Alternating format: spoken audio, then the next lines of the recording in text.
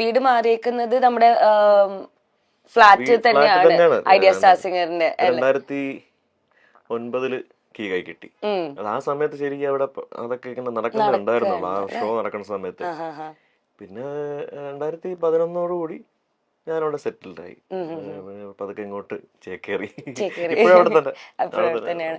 ഞങ്ങളിങ്ങനെ കുറെ കേട്ടിട്ടുണ്ട്, ലൈക്ക് ഇങ്ങനെ ഫൈനലി പ്രൈസും കാര്യങ്ങളൊക്കെ കിട്ടുമ്പോൾ കുറച്ച് ബുദ്ധിമുട്ടൊക്കെയാണ് ഈ ഒരു അപ്പാർട്ട്മെന്റിന്റെ കാര്യം. പലരും ചോദിക്കാറുള്ള ഒരു ക്വസ്റ്റ്യനാണ് കാണുമ്പോഴത്തേക്ക്. പക്ഷെ എനിക്ക് അങ്ങനത്തെ ബുദ്ധിമുട്ടൊന്നും നേരിട്ടില്ല. എനിക്ക് തന്നത് കോൺഫിഡന്റ് റോയ് സാറിന്റെ ഫ്ലാറ്റാണ്. അപ്പൊ അത് ആ സമയത്ത് അദ്ദേഹം എനിക്ക് എല്ലാം കംപ്ലീറ്റ്ലി രജിസ്ട്രേഷൻ ഉൾപ്പെടെ ഫ്രീ ഓഫ് കോസ്റ്റിനാണ് കേട്ടോ തന്നത്. പിന്നെ അങ്ങനെ പിന്നെ അതിനുശേഷം പിന്നെ വേറെ കുറെ ബിൽഡേഴ്സ് വന്നു. ഓരോ സീസൺ കുറെ ഉണ്ടായിരുന്നല്ലോ. പിന്നെ അതില് വേറെ കുറെ വന്നപ്പോഴത്തേക്കും കുറച്ച് പേർക്ക് ഇങ്ങനെ ടാക്സ്, കാരണം എന്താ പറഞ്ഞാല് ഇത് ഗിഫ്റ്റ് തരുന്നതാണല്ലോ, ഗിഫ്റ്റ് ആയിട്ട് തരുന്ന ഒരു ഇതാണ്. അപ്പൊ അതിന് ഗിഫ്റ്റ് ടാക്സ് ഉണ്ട്. അത് നമ്മൾ വാങ്ങിക്കുന്ന, അപ്പൊ ലോട്ടറി എടുത്താലും നമ്മളത് കൊടുക്കാൻ ബാധ്യസ്ഥരാണല്ലോ. അപ്പൊ അതുപോലെ നമുക്ക് തരുന്ന ഗിഫ്റ്റിനുള്ള എമൗണ്ട് അതിനൊരു പെർസെന്റേജ് ഉണ്ട്. അപ്പൊ അത് നമ്മള് അത് ഒബിയസ്ലി. അപ്പൊ അതാണ് എല്ലാവർക്കും ഒരു ഇതൊന്നും നമ്മൾ അറിയണില്ല, നമ്മൾ ന്യൂസ് നോക്കുമ്പോ ഇങ്ങനെ പറ്റിക്കപ്പെടുന്നു അങ്ങനെ ഇങ്ങനെയാണ്. പക്ഷെ ശരിക്കും ഞാൻ അറിയണത് തലേ ദിവസം കേട്ടോ. ഫൈനൽ ഫിനാലേക്ക് ഒരു 2 ദിവസം മുമ്പെയാണ് ഈ കാര്യം എല്ലാവരും കൺവേ ചെയ്യണം. കാരണം കറക്റ്റായിട്ട് അറിയില്ല. പക്ഷെ അന്നത്തെ കാര്യം അറിഞ്ഞാലും അറിഞ്ഞില്ലേലും നമുക്കൊരു ഇങ്ങനൊരു പ്ലാറ്റ്ഫോം വഴി ഇത്രയും ആൾക്കാരിൽ എത്തുക എന്നുള്ള, ഫ്ലാറ്റൊക്കെ പിന്നത്തെ സെക്കൻഡറി. പക്ഷെ അത് കിട്ടിയ സന്തോഷം. പക്ഷെ ഏറ്റവും കൂടുതൽ എന്തോ നമുക്ക് ഇത്രയും ആൾക്കാരുടെ ഇടയിൽ ഒരു സാധനവും ഒരു സംഭവം കിട്ടുക എന്നുള്ളതാണ്. അതിന്റെ നന്നായിട്ട് പാടുക എന്നുള്ളതാണ് ഓരോ റൗണ്ടും. അപ്പൊ അതിലോട്ട് ഇപ്പൊ അങ്ങനെ പറഞ്ഞപ്പോ വലിയ ഇതൊന്നും തോന്നിയില്ല. ഇങ്ങനെ ഈ ടാക്സ് ഇത്രയും അടക്കണം, 3 ലക്ഷം നിങ്ങളുടെ കയ്യിൽ നിന്ന് കൊടുത്താലേ ഫ്ലാറ്റ് കിട്ടുള്ളൂ എന്ന് പറഞ്ഞപ്പോ. പക്ഷെ പിന്നെ ഒരു 6-7 മാസം അതിന്റെ പുറകെ വന്ന് ഞാൻ അങ്ങനെ പക്ഷെ പലരും ചോദിക്കുന്നുണ്ട് ഫ്ലാറ്റ് കിട്ടിയോ. ഞാൻ പറയും അവിടെ എല്ലാം ഉണ്ട്, റെഡി ആയിട്ടുണ്ട്. പക്ഷെ എനിക്ക് അതിനെ പറ്റി വേറൊരു ഐഡിയ ഉണ്ടായിരുന്നില്ല. പക്ഷെ പിന്നെ കുറെ നാൾ കഴിഞ്ഞിട്ട് എനിക്ക് അങ്ങനെ കോൺഫിഡന്റിൽ തന്നെ എന്നെ ഈ ഒരു വീഡിയോസ് കണ്ടിട്ട് ഒരു മാം എന്നെ വിളിച്ചായിരുന്നു, ഉഷ ശങ്കർ നാരായൺ എന്ന് പറഞ്ഞിട്ട്, ചെന്നൈ ബേസ് ചെയ്തിട്ടുള്ള. അപ്പൊ അവർക്ക് പൊളിറ്റിക്കലി ഒക്കെ ഉള്ളൊരു. അപ്പൊ എന്റെ അടുത്ത് ഇങ്ങനെ പാട്ടൊക്കെ ഭയങ്കര ഇഷ്ടമാണെന്ന് പറഞ്ഞു. പിന്നെ കൂടെ ഇത് ചോദിച്ചു ഫ്ലാറ്റ് എന്തായി. ഫ്ലാറ്റ് ഇപ്പം എനിക്കറിയത്തില്ല എന്താ സംഭവം എന്ന് അറിയത്തില്ല, പക്ഷെ എന്താന്ന് അറിയില്ല. പിന്നെ അതിനുശേഷം ഒരു 1 വീക്ക് കഴിഞ്ഞപ്പോഴത്തേക്കും ചിലപ്പോ ആന്റി ചിലപ്പം സംസാരിച്ചിട്ടുണ്ടാവാം, മേ ബി എന്താണെന്ന് അറിയില്ല. ആ ഒരു സമയത്ത് തന്നെ കംപ്ലീറ്റ്ലി എല്ലാം റെഡിയായി വന്നു ചേർന്നു. പിന്നെ ഈ പറഞ്ഞ പോലെ ആദ്യം ഈ ടാക്സ് അടയ്ക്കാൻ നിങ്ങൾക്ക് ഓക്കെ ആണോ എന്നൊക്കെ ചോദിച്ചിരുന്നു എന്റെ അടുത്ത്. മീറ്റിംഗ് ഉണ്ടായിരുന്നു അവരായിട്ട്. ഞങ്ങള് എങ്ങനെയെങ്കിലും ഫ്ലാറ്റ് എടുക്കാം, നമുക്ക് അതിന് ഇപ്പം നമ്മളൊന്നും ചിന്തിക്കണില്ല, പക്ഷെ ഫ്ലാറ്റ് നമുക്ക് എടുക്കാം, എന്തായാലും ഇതുവഴി കിട്ടിയതല്ലേന്ന് പറഞ്ഞു. പക്ഷെ അവരെന്നെ ഡിസിഷൻ എടുത്ത് എന്നെ അവരുടെ ഒരു 2 വർഷത്തേക്ക് അംബാസഡർ ആക്കി കോൺഫിഡന്റിന്റെ. അപ്പൊ ആ ഒരു വകയിൽ ഇങ്ങനെ കംപ്ലീറ്റ്ലി സെറ്റിൽ ചെയ്ത് തന്നു. അപ്പോ നമുക്ക് സെഗ്മെന്റിലേക്ക് പോവാം. സിമ്പിൾ സാധനമാണ്, തിരനോട്ടം സെഗ്മെന്റ്. അതായത് ചേട്ടന്റെ കാഴ്ചപ്പാടിൽ ഞാനൊരു 4-5 ടോപ്പിക് പറയും, അതിനെപ്പറ്റി ഒന്ന് പറയാം, സംസാരിക്കാം, 2 വരി. Okay, first one, beauty of music. ഇതൊക്കെ ഭയങ്കര ആധികാരികമായ ചോദ്യമായി പോയി. സംഗീതത്തിനെ കുറിച്ച് ദ ബ്യൂട്ടി ഓഫ് മ്യൂസിക്, അല്ലെങ്കിൽ how it has influenced U. അതല്ല നമ്മൾ ഇത്ര നേരം പറഞ്ഞോണ്ടിരുന്നത്.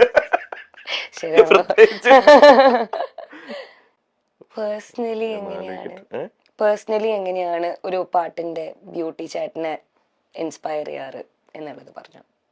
പാട്ട് പാടുമ്പം നമ്മുടെ പേഴ്സണൽ ആയിട്ടുള്ള ഇപ്പം എന്ത് ഫീലിങ്സ് ഉണ്ടെങ്കിലും അത് മറക്കും എന്നുള്ളതാണ്. അപ്പം എനിക്ക് മനസ്സിലായിട്ടില്ല, എന്ത് ദുഃഖം ഉണ്ടെങ്കിലും പാട്ട് പാടിയ ആ ഒരു ദുഃഖത്തിനവിടെ സ്ഥാനമില്ല. അപ്പം മ്യൂസിക്കിന് വലിയൊരു പ്രാധാന്യം, നമ്മൾ അതിലോട്ടങ്ങ് മാറുക, നമ്മളെ തന്നെ വേറൊരു വഴിയിലേക്ക് കൊണ്ടെത്തിക്കാനായിട്ട് പാട്ടിന് പറ്റും.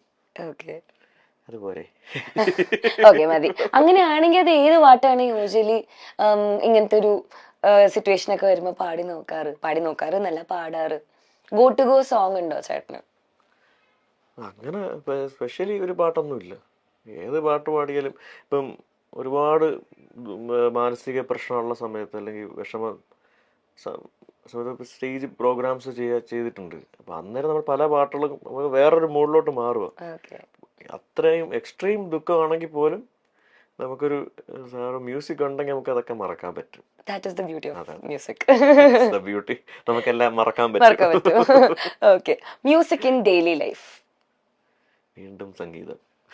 സംഗീതം തന്നെയാണ്, എല്ലാം സംഗീതം റിലേറ്റഡ് ആണ്. പാട്ട് എപ്പോഴും കൂടെ ഉള്ളതാണ്. എവിടെ പോയാലും ഇങ്ങനെ മൂളിപ്പാട്ട് കൂടെ ഇരിക്കുന്നെല്ലാം ചോദിക്കും ഇങ്ങനെ ഫുൾ ടൈം പാടിക്കൊണ്ടിരിക്കുകയാണ്. പക്ഷെ അതേസമയം ഇവിടെ ഇരുന്ന് പാടിക്കൊണ്ടിരിക്കുന്നു. അതേസമയം കാറിൽ കയറി ഒരു പാട്ട് പ്ലേ ചെയ്ത് കഴിഞ്ഞാൽ ഞാൻ ഓഫ് ചെയ്യാൻ പറയും. അതെന്താ എന്താണെന്നറിയില്ല, പക്ഷെ ഫുൾ ടൈം ചിലപ്പോൾ പാട്ട് ഇങ്ങനെ കൊണ്ട് നടക്കണോണ്ടായിരിക്കാം.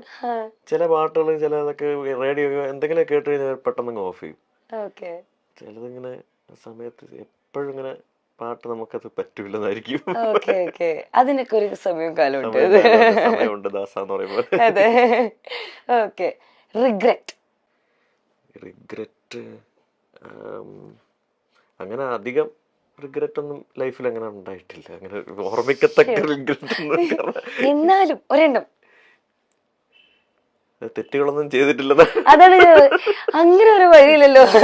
അറിയാണ്ട് പോയ പല കാര്യങ്ങളുണ്ട്. ഇപ്പം എന്നെ ഒരു മേജർ സിനിമ അത് എനിക്ക് ഉറപ്പ് പറയാൻ പറ്റില്ല, പക്ഷെ എനിക്ക് അതാണെന്നാണ് ഞാൻ കരുതുന്നത്. മങ്കൊമ്പ് സാറിന്റെ കോൾ ചെയ്തിട്ടുണ്ട് ഇപ്പോഴും ഒരിക്കൽ. അപ്പൊ എനിക്ക് അന്ന് എന്തോ ഒരു ഷോ പുറത്തെവിടെ എന്തോ ഷോ കമ്മിറ്റ് ചെയ്ത് കാരണം എനിക്ക് ആ റെക്കോർഡിങ്ങിന് പോകാൻ പറ്റിയില്ല. മേ ബി ചിലപ്പോ അത് മറ്റേ ബാഹുബലിന്റെ ഫസ്റ്റ് ഇറങ്ങിയ സമയത്ത് ഒരു പാട്ടിന് വേണ്ടിട്ട് വിളിച്ചതാവാം. എനിക്കത് ഉറപ്പില്ല, പക്ഷെ മേ ബി ആയിരിക്കാം. അപ്പൊ അതിനെ പിന്നെ ഞാൻ അയ്യോ ചിലപ്പോ ഇതിനായിരിക്കുമല്ലോ ഞാൻ കണക്ട് ചെയ്ത് ചിലപ്പോ ചെറിയൊരു വിഷമമായി പോയി. പക്ഷെ എന്നാലും എനിക്ക് പറ്റാത്തൊരവസ്ഥയായി പോയി. അറിഞ്ഞുകൊണ്ട് ചെയ്ത് തെറ്റായിരിക്കും അല്ല. പ്രോഗ്രാം എന്ന് പറഞ്ഞാൽ പുറത്ത് കമ്മിറ്റ് ചെയ്തിട്ടുള്ള സംഭവം, നമുക്കൊന്നും ചെയ്യാൻ പറ്റാത്തതാ. അറിയത്തില്ലായിരുന്നു, ഐ മീൻ മാറ്റാൻ പറ്റാത്തൊരവസ്ഥയായിരുന്നു. ഭയങ്കര അർജൻസി ഉണ്ടായിരുന്നു. ഹൈദരാബാദിൽ പോയി റെക്കോർഡ് ചെയ്യണം, വളരെ പെട്ടെന്ന് എത്തണം അപ്പൊ എനിക്കാണെങ്കിൽ ഒന്നും ചെയ്യാൻ പറ്റാത്തൊരവസ്ഥ.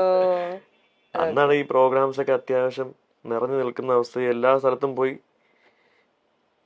പ്രോഗ്രാം അങ്ങനെ എല്ലായിടത്തും പോയി പാടുന്ന സെലക്റ്റീവ് അല്ല, എല്ലായിടത്തും ഗസ്റ്റ് ആയിട്ടും പോയി ഒക്കെ പാടുന്ന ഒരു കാലമായിരുന്നു. അപ്പൊ ആ ഒരു അങ്ങനെ അങ്ങ് പോയി ആ പാട്ട്. അപ്പൊ അത് പെട്ടെന്ന് ചോദിച്ചപ്പോ കേട്ടോ ഓർമ്മ വന്ന കാര്യം. സാരില്ല, അത് പോയി. പക്ഷെ ഇനിയും വലിയ വലിയ പടങ്ങൾ വരും. ഓക്കെ. Next, rejection. വളരെ ചെറുതിൽ എൻ്റെ ലൈഫിൽ 2-3 ഇൻസിഡന്റ് ഉണ്ടായിട്ടുണ്ട്. അതായത് ഞാൻ ഒരു 3rd സ്റ്റാൻഡേർഡ് പഠിക്കുമ്പോൾ ഒരു ക്ലബിന്റെ ഒരു പ്രോഗ്രാം അല്ല ഒരു കോമ്പറ്റീഷൻ, അന്ന് അതിന്റെ ഒരു കാലഘട്ടമാണ്, യൂത്ത് ഫെസ്റ്റിവലും. അപ്പൊ ഉമ്മ എല്ലായിടത്തും കൊണ്ടുപോകും. മത്സരം എവിടെ ഉണ്ടോ അവിടെ എല്ലാം കൊണ്ടുപോയി പാടിപ്പിക്കുമ്പോൾ അപ്പൊ എനിക്ക് ഒരിടത്ത് പോയി ഫസ്റ്റ് കിട്ടി. പിറ്റേ ദിവസം പത്രത്തിലൂടെ അറിയുക ഫസ്റ്റ് ലളിത ഗാനം നജീം അർഷാദ് എന്നൊക്കെ പറഞ്ഞ് എഴുതി. ഭയങ്കര സന്തോഷമായി വീട്ടില്. അത് എന്റെ കാണാം ഫസ്റ്റ് പത്രത്തിലുണ്ട് എന്നൊക്കെ പറഞ്ഞു. അപ്പൊ എന്നിട്ട് അങ്ങനെ സമാപന ദിവസം സമ്മാനം വാങ്ങിക്കാൻ വേണ്ടി ഞങ്ങളിങ്ങനെ പുതിയ ഉടുപ്പൊക്കെ ഇട്ട് ഉമ്മ വാപ്പയൊക്കെ എല്ലാവരുമായിട്ട് പോണ വാപ്പയമ്മ ഉണ്ടാവും. അപ്പൊ അവിടെ ചെന്ന് പ്രൈസ് വാങ്ങാൻ നേരത്ത് ലൈറ്റ് മ്യൂസിക് എന്ന് പറയുമ്പോഴത്തേക്ക് വേറൊരു പയ്യന്റെ പേര് പറയുമായിരുന്നു അന്ന്. നമ്മള് പ്രശ്നമൊന്നും ഉണ്ടാക്കാൻ അങ്ങനൊന്നും പോയില്ല. നമ്മൾ ഈ പത്രത്തിലുള്ള ഇത് മാത്രമേ ഉള്ളൂ. പക്ഷെ അവിടെ ചെന്ന് അവര് പ്രൈസ് മാറ്റി കൊടുക്കുമായിരുന്നു ചെയ്തത്. അപ്പൊ അന്ന് തൊട്ടേ ചെറുതിലേ ഉണ്ട് ഈ റിജക്ഷൻ ഇടക്കിടക്ക്. പിന്നെ ഒരു ഒരു ഹൈസ്കൂളിലൊക്കെ ആയ സമയത്ത് ഇതുപോലെ കലാപ്രതിഭ പോയിന്റ് ഏറ്റവും കൂടുതൽ പോയിന്റ് കിട്ടുമ്പോൾ അത് ഈ പറഞ്ഞ ഒരിക്കൽ എനിക്ക് ഒരു ഡിസർവിങ് ആയിട്ടുള്ള ഒരു അവസ്ഥ വന്ന സമയത്ത് അവർ മാറ്റി കൊടുത്തു. പക്ഷെ ഇതിനൊന്നും നമ്മള് ഒന്നിനും പോയിട്ടൊന്നുമില്ല, അങ്ങനെ പ്രശ്നമൊന്നുമില്ല. പിന്നെ ലൈഫിൽ ഇങ്ങനെ ഇടയ്ക്കിടയ്ക്ക് വരും പല പാട്ടുകളും റെക്കോർഡിംഗ് ആണ്, അതിപ്പോഴും കണ്ടിന്യൂ ചെയ്തോണ്ടിരിക്കുക. പാടി നമ്മൾ ഒരു പാട്ട് അത്ര എഫേർട്ട് എടുത്ത് പാടുന്നതായിരിക്കും. അത്രയും ഹെൽത്ത് ഒക്കെ നോക്കി മെഡിസിനൊക്കെ കഴിച്ചിട്ടായിരിക്കും പല പാട്ടുകളും ഞാൻ പോയി. തൊണ്ടയൊക്കെ ചിലപ്പോ എപ്പോഴും നമ്മൾ വിചാരിക്കും പോലെ കയ്യിലായിരിക്കില്ല. അത്രയും ഒരു എഫേർട്ട് എടുത്ത് ഡെഡിക്കേറ്റ് ചെയ്തിട്ടാണ് ഒരു പാട്ട് പാടി ഒരു ഔട്ട് എടുക്കണം. ആ പാട്ടൊക്കെ വളരെ പുഷ്പം പോലെ ഷിഫ്റ്റ് ഡിലീറ്റ് അടിച്ച് പോയിട്ടുണ്ട്. Shift delete. അതെ, അതെ. स्मार्टफोन